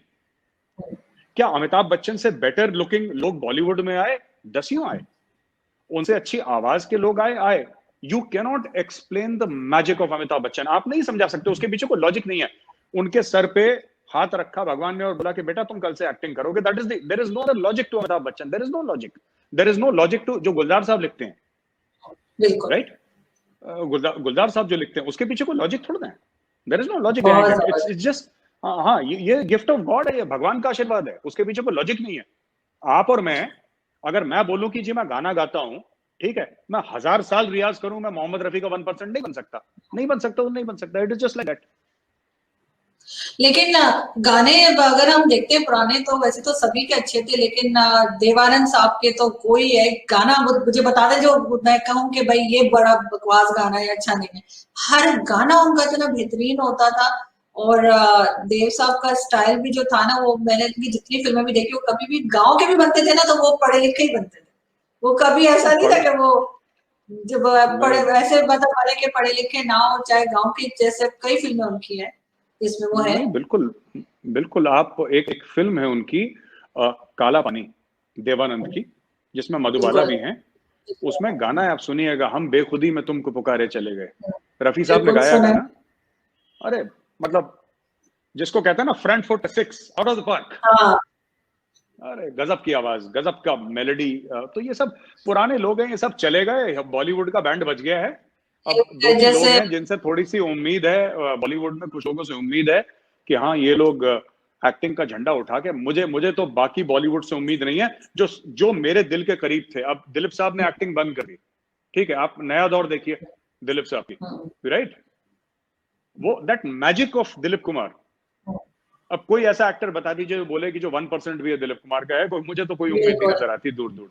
हाँ, तो वो लोग चले गए पुराने लोग अब। जी, जैसे मुझे उनकी फिल्म लीडर बहुत पसंद है, दिलीप कुमार साहब की जो फिल्म विजेंद्र इमाला के साथ थी, लीडर फिल्म, वो बहुत जबरदस्त है उनकी। और एक राम और श्याम, वो अक्सर मैं देख लेती हूँ, तो जितनी बार भी देखें बोर नहीं होते। तो मेरे साथ बेसिकली आप इंडिया से में कहाँ से हैं? लखनऊ से हैं? जी। तो वहां पे किस तरह के खाने वगैरह खाए जाते हैं? क्योंकि मेरे फादर आए थे इलाहाबाद से, तो वहां तो ये तो बहुत मिर्चों वाले खाने। हमारे तो अगर हमें मतलब मिर्च कम लगे ना, ऊपर से हरी मिर्च काट के डाल देते हैं, वैसे खा लेते हैं। थोड़ा सा यूपी में मैं बताता हूँ आपको जी। एक्चुअली क्या था कि लखनऊ में जो नवाब आए थे लखनऊ में, तो वो बेसिकली उसमें पर्शियन इन्फ्लुएंस था खाने में, बिकॉज ये सब शिया थे, जितने भी नवाब थे लखनऊ के, this dynasty was a Shia dynasty. तो उसमें कई किस्से भी हैं नवाबों के, बड़े फनी किस्से हैं, पता नहीं ये सच हैं झूठ हैं, लेकिन कहते हैं कि 1857 की जो वॉर ऑफ इंडिपेंडेंस था, उसमें जब अंग्रेज आए थे तो नवाब साहब के महल में घुसे, जो उनका महल था नवाब साहब का, तो उसके अंदर घुसे। अब पता नहीं सही है गलत है, मैंने तो सुना है बुजुर्गों से कि नवाब साहब के महल में घुसे, और तो लोगों ने बोला कि नवाब साहब को बोला कि आप भागिए साहब, अंग्रेज आए जान से मार देंगे। तो नवाब साहब कहीं नहीं हिले। तो जब अंग्रेजों ने कैद कर लिया नवाब साहब को, तो पूछा कि नवाब साहब आप भागे क्यों नहीं, जब हम आपको मारने आ रहे थे आप भागे क्यों नहीं? तो कह रहे हैं जो हमें जूता पहनाने वाला था वो मिल नहीं रहा था कहाँ पे है, तो हम कैसे भागते। दूसरा नवाब इसलिए पकड़ा गया क्योंकि वो वहीं तक भागा जहां तक कालीन था। सही। कालीन खत्म हो गया, नवाब ने बोला जान जाए जाए, लेकिन स्टैंडर्ड डाउन नहीं करना, वो कालीन था। अब पता नहीं है किससे सही है गलत है। तो एक सोफिस्टिकेशन, एक नफासत तो है, देखिए लखनऊ में एक सोफिस्टिकेशन था लखनऊ में कि खाना बनाने का। जैसे दिल्ली में, मैं अब ये चीज ना, मुझे ना इसके बीच में भी गालियां पड़नी है लोगों से ना, क्योंकि दिल्ली वाले थोड़े से इमोशनल हो जाते हैं इस चीज के ऊपर। पर दिल्ली में अगर आप जाएंगे, खाना बहुत टेस्टी है, लेकिन दिल्ली में क्या है कि यमुना का पानी थोड़ा सा अलग है, ठीक है। तो आप देखेंगे इसमें दिल्ली में क्या होगा कि बहुत ज्यादा मसाले होंगे खाने में, बहुत ज्यादा तेल होगा। One of the reasons was कि यमुना का पानी थोड़ा सा अलग है। तो ये जब आगरा से यहाँ पे शिफ्ट हुए, आगरा में भी यमुना नदी है, लेकिन जब दिल्ली में शिफ्ट हुए, then it went through a very tangible change. पहली चीज तो ये है। दूसरी बात ये है कि आप देखेंगे कि एक तरीके का खाना है दिल्ली का, विच इज जिसमें जब पंजाबीज आए थे दिल्ली में, तो they bought a lot of cuisine, और दिल्ली का खाना है बहुत टेस्टी। मैं आपको सही बताऊं, दिल्ली का खाना गजब का है। लेकिन अगर आपको सोफिस्टिकेटेड फूड खाना है, तो फिर आपको लखनऊ आना पड़ेगा। मुझे इसलिए पता है दिल्ली के खाने और तेल का, क्योंकि मेरी मदर दिल्ली से थी और मेरे फादर जिसे कहते हैं ना, कहते कहते चले गए कि तेल कम डाला करो, तेल कम डाला करो, लेकिन हमारे घर में हमेशा नहीं, आपको इतना वो तेल दि- मिलेगा। वो दिल्ली वालों की प्रॉब्लम है। अब दिल्ली में आप कभी भी खाएंगे, आप वेजिटेरियन फूड खाइए, बहुत शानदार वेजिटेरियन फूड बनता है, और बहुत शानदार नॉन वेजिटेरियन फूड भी मिलता है, लेकिन आपको तेल दिल्ली में मिलेगा। वो तेल कहते बहुत हैं कि खाते जो हैं दिल्ली चिपक वाले। जाता है और डेगची में इस वजह से ज्यादा डालते हैं। लेकिन वो आपकी नवाब वाली बात से मुझे याद आया, एक फिल्म थी शतरंज के खिलाड़ी, तो उसमें भी वो सत्यजीत रे यही साहब की दिखाया फिल्म है था। बहुत, हाँ। बिल्कुल, उसमें यही दिखाया था कि बस वो शतरंज खेलते रहते थे और जब हमला हुआ तो फिर वो जंगल में जाके बैठ गए और वहां खेलना शुरू कर दिया। मतलब उनका वो जो तरीका था वो बदला नहीं नवाब साहब का। तो अभी भी एक जी जी मैं आपसे इसके साथ एक चीज और पूछना चाह रही थी कि एक जगह है कड़ा, कड़ा शायद कहते हैं, या कड़ी या कड़ा, ऐसा कुछ नाम है इलाहाबाद में। तो वो कितनी दूर है अगर दिल्ली में कोई पहुंचे वहां से जाने में इलाहाबाद में, क्योंकि वो वहां पे मेरे फादर वहां से थे, तो मैंने शायद आपको एक स्क्रीनशॉट भी भेजा था गूगल से सर्च जी जी जी करके। जी मुझे मुझे मैंने ये जो कड़ा जो जगह है, मैंने नाम नहीं सुना, लेकिन हम पता लगा हम्म, सकते हैं, इसमें कोई बड़ी बड़ी बात नहीं है, पता लग जाएगा। हम्म, और ये लखनऊ, इलाहाबाद, कानपुर, ये तो एक ही बेल्ट है। तो यहाँ से लखनऊ, आप अगर नोएडा से चले लखनऊ, तो तकरीबन 7-8 घंटे में आप पहुंच जाएंगे। बहुत बढ़िया एक्सप्रेसवे है, बहुत शानदार एक्सप्रेसवे है। तो आप आराम से जा सकते हैं, कनेक्टिविटी बहुत शानदार है। तो फिर आप आए इंडिया, फिर आपको ले चलते हैं इलाहाबाद। आप देखिए जरूर आप कितना भी कम हो आइए। गया। आप भी आइए जी ना, आपके पुतले जलाए जा रहे हैं, आप देखेंगे नहीं आगे। आरजू जी, नहीं अगर यार, मैं पाकिस्तान आ गया तो पता लगा कि इमिग्रेशन में ही हो गया खेल खत्म। नहीं नहीं, मैं तो बिल्कुल ये चाहूंगी कि मेजर गौरव, कि आपका जो इम्प्रेशन अजीब सा बना हुआ है नेगेटिव, वो ना हो। और इसी तरह से जैसे आप बात करें, जाहिर है हर एक अपना पॉइंट ऑफ व्यू होता है, आप वो दे रहे होते हैं अपने शोज में या अपनी वीडियोस में, तो लोग उसको अंडरस्टैंड करें और थोड़ा सा हम लोग ये पीपल टू पीपल कांटेक्ट जो है उसको कर पाए, ताकि कब तक लड़ेंगे। देखें ना, इतने साल हो गए इंडिया पाकिस्तान को, अब तो थोड़ी सी सिचुएशन बेहतर हो जानी चाहिए। आपको लगता है कि आगे कुछ फ्यूचर है? नहीं, कोई फ्यूचर नहीं। नहीं है, और नहीं, बिल्कुल नहीं। हिंदुस्तान और पाकिस्तान में कभी अमन नहीं होगा। लोग जो कहते हैं अमन होगा, आपने पीपल टू पीपल कांटेक्ट की बात करी, इंडिया में भी काफी लोग ऐसी बात करते हैं आरजू जी। आप और मैं यूट्यूब पर बात करते रहेंगे, ठीक है, लेकिन पीपल टू पीपल कांटेक्ट ये सब नहीं होने वाला। अमन कभी नहीं, मेरे जीते जी, अगर मेरी जिंदगी 10-15-20 साल और है, अगर है, भगवान ने लिखी है, तो मेरे जीते जी कभी पीस नहीं होगा इंडिया पाकिस्तान में। हो ही नहीं सकता, हो नहीं सकता, नहीं होगा। आप, और जो इसकी उम्मीद लगा रहा है वो बेवकूफ है, वो खुद से झूठ बोल रहा है। कभी नहीं होगा पीस। जो कश्मीर में हो रहा है, राइट, पाकिस्तान में दाऊद बैठा है, पाकिस्तान में हाफिज सईद बैठा है, पाकिस्तान में मौलाना मसूद अजहर बैठा है। अगर अमन चाहिए और बातचीत चाहिए, तो पाकिस्तान को कुछ वो स्टेप्स उठा, देखिए बात पता है क्या है, साफ सीधी बात है। जो पाकिस्तान ने, और मैं आपको या आम पाकिस्तानी को इसके लिए ब्लेम नहीं करता, क्योंकि उसके कोई स्टेक्स नहीं है, वो तो आपका स्टेट कर रहा है ना, आप थोड़ा ना कर रहे हैं वो। लेकिन मैं आपको एक बात बताता हूं आरजू जी की, जो पाकिस्तान कर रहा है इंडिया में, अगर इंडिया करे तो बहुत नुकसान हो जाएगा, ज्यादा पाकिस्तान को बहुत ज्यादा नुकसान हो जाएगा। क्योंकि इंडिया के पास ताकत ज्यादा है, इंडिया के पास पैसे ज्यादा है, इंडिया की पहुंच ज्यादा है। और जो लोग ये कहते हैं ना ये कर रहा है इंडिया, ये अरे अभी कुछ नहीं शुरू करा बैटिंग करना इंडिया ने। मैं आपको बता रहा हूं, पैसा ही तो देना है ना लोगों को। आरजू जी, अगर फसाद कराना है तो पैसा ही देना है, पैसे की क्या कमी है? इतना पैसा है, बजट बनाना है आपको, $10 बिलियन ईयर का बजट बनाना है, फिर आप देखिए क्या होता है। अभी नहीं करा सरकार ने नहीं करा। और मुझे लगता है कि, पर हाँ, मैं एक चीज, इनोसेंट पाकिस्तानी मरे, बच्चा हो, कोई कोई खवातीन हो, या कोई बुजुर्ग हो, तो उसको मैं सपोर्ट नहीं करूंगा, चाहे कोई भी करे, चाहे उसका कॉज कितना भी जस्ट हो, उसको पाकिस्तानी स्टेट से कितनी भी शिकायत हो। लेकिन अगर अगर बच्चे की मौत होती है, तो ये फिर then all bets are off. बच्चा नहीं, बच्चे को आग नहीं लगा सकते। लेकिन कहीं ना कहीं ऐसा है कि इंडिया थोड़ा सा बढ़ा चढ़ा के पाकिस्तान पे ब्लेम लगा रहा है, और कहीं ना कहीं पाकिस्तान भी किसी हद तक जो है वो ब्लेम गेम चल रहा है। तो वो दोनों को देखने की जरूरत है कि पाकिस्तान को देखना चाहिए कि क्या गलत हो रहा है और इंडिया को भी देखना चाहिए उनके यहाँ से क्या चीज हो रही है, क्योंकि इतना पाकिस्तान एक तरफ तो आप कहते हैं छोटा सा, इतनी सी कंट्री आपके सामने है, उसके बाद उसने आपको जो है वो इतना तंग कर रखा है बकौल आपके कि कश्मीर में और हर जगह। ऐसा ऐसा करके हमें फायदा क्या होगा? हमें कोई फायदा नहीं है, सिर्फ परेशानी है। नहीं, मैं आपको बताता हूँ पाकिस्तान ने क्यों तंग कर रखा है। क्योंकि अगर कोई, मैं बताता हूँ पाकिस्तान कैसे तंग करता है।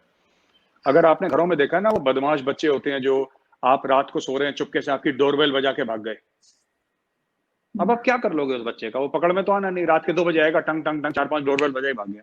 आप गए बाहर देखने के लिए, कौन है भाई, पता लगा साहब की डोरबेल बजा के कोई भाग गया। पाकिस्तान ऐसी हरकत कर रहा है। पाकिस्तान को क्या फायदा है मैं आपको बताता हूँ। स्ट्रेटेजिक डेप्थ पाकिस्तान चाहता है कि पुराना पाकिस्तान का फंडा है, इसीलिए पाकिस्तान अफगानिस्तान में दखल देता है, इसलिए पाकिस्तान ईरान में दखल देता है, इसलिए पाकिस्तान भारत में दखल देता है। दूसरी चीज ये है कि पाकिस्तान को क्या फायदा है कि पाकिस्तान को आपने जब एक नेशनल सिक्योरिटी स्टेट बनाया पाकिस्तान में, आप देखिए ना पाकिस्तान में 4-4 मार्शल लॉ क्यों लगे? आपने नेशनल सिक्योरिटी स्टेट बनाया, आपने बोला कि जो हमारा हिंदू है, हिंदू से हमें खतरा है, हिंदू हमें खा जाएगा। जब आप फौज बनाएंगे, जब आप उसको अपना 28 से लेकर 30% बजट देंगे, जब आप उसको इतनी शान और शौकत में करेंगे, जब आप 92 एकड़ जमीन रहील शरीफ को देंगे इस्लामाबाद के बाहर, जब आप सारे कर्नल और जर्नलों को आप बड़े बड़े प्लॉट देंगे, तो आम शहरी पूछेगा ना कि भाई क्यों दे रहे हैं पैसा, मेरे बच्चे को खालिस दूध नहीं मिल रहा, आप हमारे आर्मी अफसरों को इतना क्यों दे रहे हैं? बच्चा पूछेगा।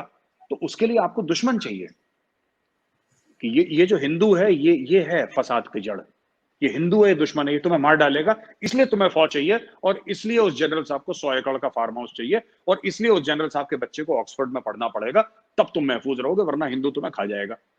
अब अकबर खान साहब की जो किताब है मैं आपको भेजूंगा, अकबर खान साहब कहते हैं कि हाँ हमने अटैक करा कश्मीर में 47-48। आयूब खान की जो बायोग्राफी है उसमें आयूब खान साहब कहते हैं हाँ हमने 65 में अटैक करा, हाँ हमने 71 में अटैक करा। In the line of fire Pervez Musharraf की किताब है, वो कहता है हाँ हमने कारगिल में अटैक करा।